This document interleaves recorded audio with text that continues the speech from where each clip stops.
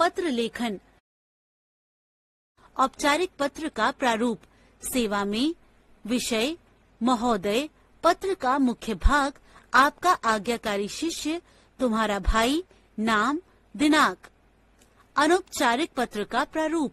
पता, दिनांक, प्रिय मित्र, तुम्हारा पत्र मिला, पत्र का मुख्य भाग, तुम्हारा भाई, नाम। आइए औपचारिक पत्रों के कुछ उदाहरण पढ़ें। अपने विद्यालय के प्रधानाचार्य को आर्थिक सहायता प्रदान करने के लिए प्रार्थना पत्र। माननीय प्रधानाचार्य, क ख ग विद्यालय, गाजियाबाद। विषय आर्थिक सहायता हेतु प्रार्थना पत्र। मान्यवर, सविनय निवेदन यह है कि मैं आपके विद्यालय में कक्षा 8वीं डी की छात्रा हूँ। मेरे परिवार में 6 सदस्य हैं। इस महंगाई में मेरे परिवार का खर्च बड़ी मुश्किल से चलता है।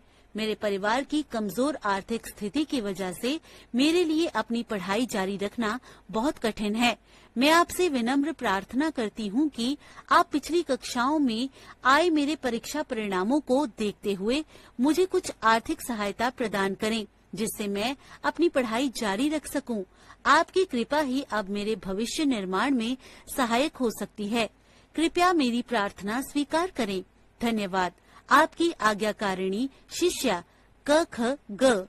कक्षा 8वीं डी, अनुक्रमांक 20, 15 अप्रैल 2000।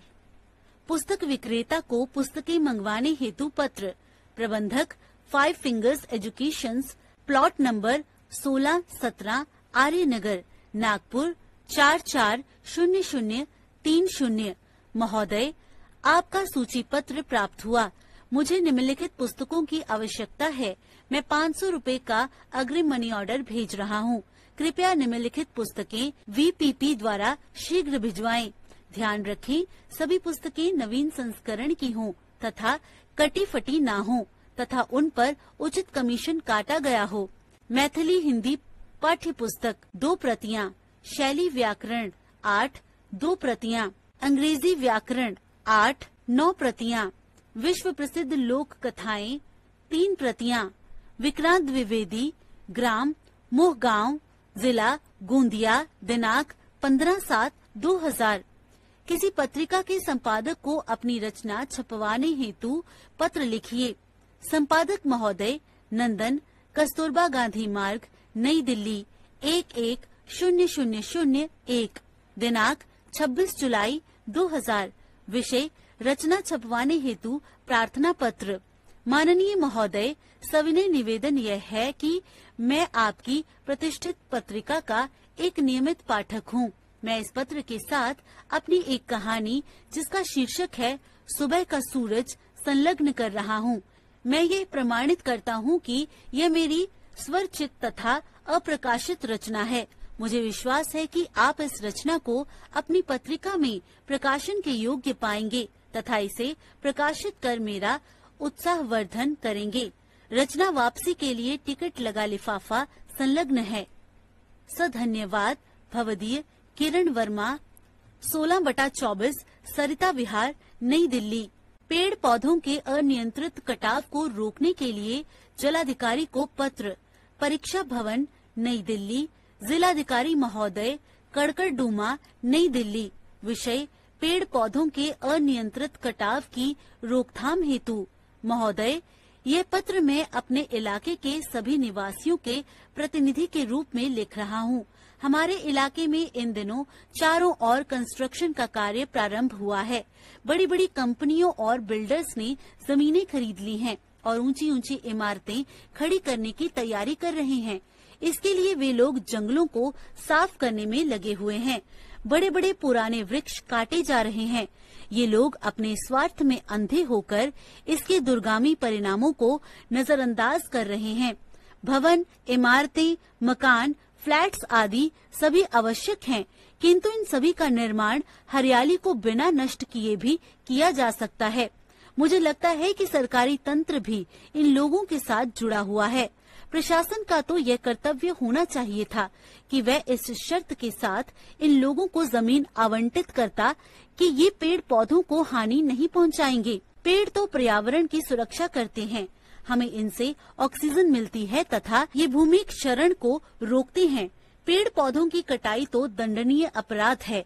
आशा है आप इस संदर्भ में इस तरह का निर्णय लेंगे जिससे पेड़ पौधों की अंधाधुंध कटाई को रोका जा सके। धन्यवाद। भवदीय। बहन के विवाह पर अवकाश हेतु प्रधानाचार्य को प्रार्थना पत्र। प्रधानाचार्य, शिक्षा दीप विद्यालय, ग्वालियर। महोदय, निवेदन है कि मेरी बड़ी बहन का विवाह दिनांक 10/9/2000 को होना निश्चित हुआ है।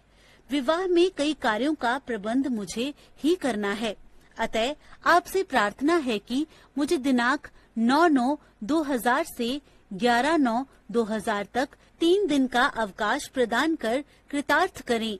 आपकी अति कृपा होगी। आपका आज्ञाकारी शिष्य अक्षत शर्मा, कक्षा 8B। आइए अनौपचारिक पत्रों के कुछ उदाहरण देखें। नए विद्यालय के बारे में बताते हुए अपनी सखी को पत्र लिखिए। परीक्षा भवन, नई दिल्ली, दिनांक 10 अप्रैल। प्रिय भावना, मधुर स्मृतियाँ। मैं सपरिवार सकुशल हूँ और ईश्वर से तुम्हारे परिवार की कुशलता की कामना करती हूँ। यह पत्र मैं तुम्हें अपने नए विद्यालय के बारे में बताने के लिए लिख रही हूँ। मेरा विद्यालय दिल्ली के सर्वश्रेष्ठ विद्यालयों में से एक है। यहाँ का वातावरण पढ़ाई के लिए बहुत ही अनुकूल है। सभी विषयों के अध्यापक अध्यापिकाएं बहुत योग्य तथा परिश्रमी हैं। प्रतिदिन प्रातःकालीन सभा में विद्यार्थी प्रार्थना, आज का विचार तथा आज के समाचार पढ़ने के बाद समूह गान गाते हैं। उसके बाद प्रधानाचार्य महोदया भी महत्वपूर्ण बातें बताती हैं। यहाँ का खेल परिसर सर्वश्रेष्ठ है। इसके अतिरिक्त विज्ञान तथा कंप्यूटर प्रयोगशालाएं, नृत्य संगीत कक्ष, सुंदर सभागार, संगोष्ठी कक्ष तथा दृश्य श्रव्य सभागार भी अत्यंत सुंदर और आकर्षक हैं। अभी मुझे यहाँ आए हुए कुछ ही दिन हुए हैं, लेकिन मुझे ऐसा लगता है मानो मैं यहाँ कई वर्षों से पढ़ रही हूँ। यहाँ मेरे कुछ अच्छे मित्र भी बन गए हैं। शेष सब कुशल हैं। अपने माता पिता को मेरा प्रणाम कहना तथा बहन रीचा को प्यार। तुम्हारी अभिन्न सखी, क.ख.ग। आगरा भ्रमण हेतु मित्र को निमंत्रण पत्र। 44A, अमर विहार, दयालबाग, आगरा।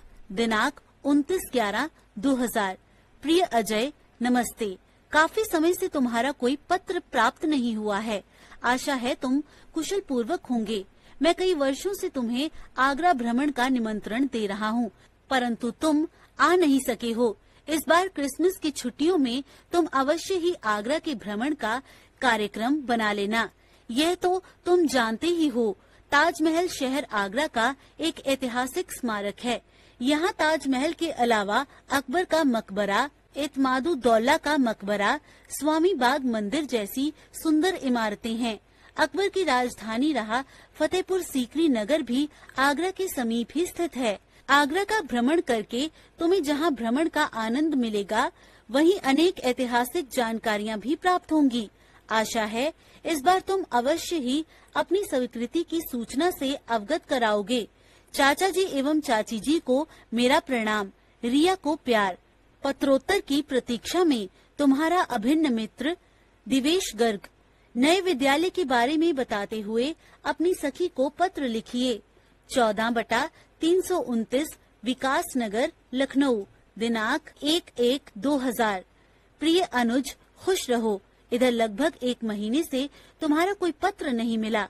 मैं सोच रहा था कि तुम पढ़ाई में अत्यंत व्यस्त होंगे, परंतु आज तुम्हारे प्रधानाचार्य द्वारा प्रेषित पत्र पाकर मुझे आश्चर्य के साथ साथ बहुत दुख भी हुआ।